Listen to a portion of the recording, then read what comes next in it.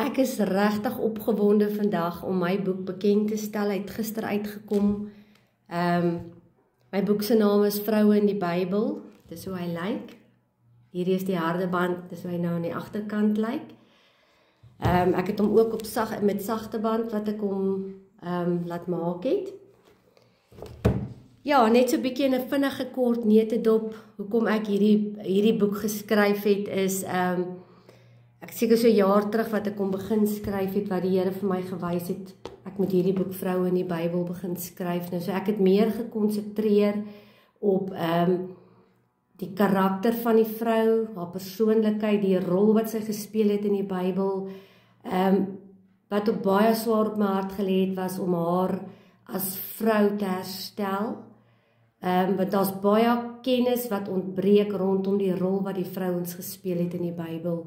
En hierdie boek het 27 hoofstukke. Daar is hier en daar nog vrouens in die Bybel wat ek nie hierin het nie.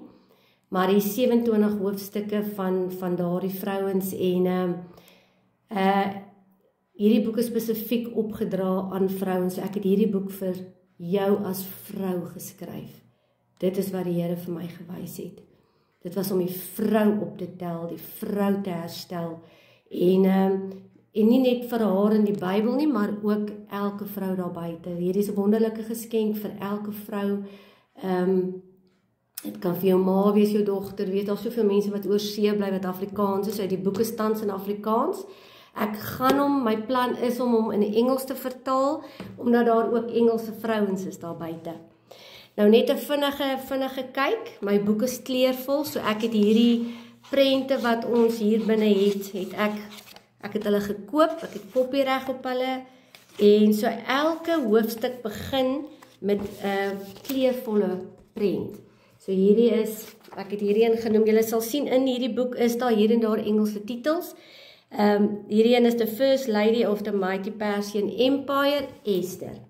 So elke hoofstuk is anders benoem, dit wat vir my oor daai vrou uitgestaan het, dit is wat ek die boek, kom ons sê die hoofstuk weet mee genoem het. Hierdie enetjie het ek genoem, sy het onder die voue van haar kleed die evangelie gedra, dit is hoofstuk 2. So ek gaan nie sê wie dit is nie, jy moet die boek koop om te kan uitvind wie het onder die voue van haar kleed die evangelie gedra na Rome toe. So hier's heel wat inligting, elke hoofstuk begin met 'n prent. So as jy sou belangstel om my boek te koop, hy is nie beskikbaar by boekwinkels nie. Ek is die uitgewer, so my boek kan net by my aangekoop word. Harde band is R600 en dan die sagte band is R400. Jy gaan nie spyt wees nie. Dis 'n pragtige, ek sê dis 'n pragtige geskenk vir elke vrou en omdat ek hom spesifiek vir jou as vrou geskryf het. So ek is heel opgewonde vir vandag om my boek bekend te stel en elkeen daar buite wat sou wil belangstel. Dankie julle.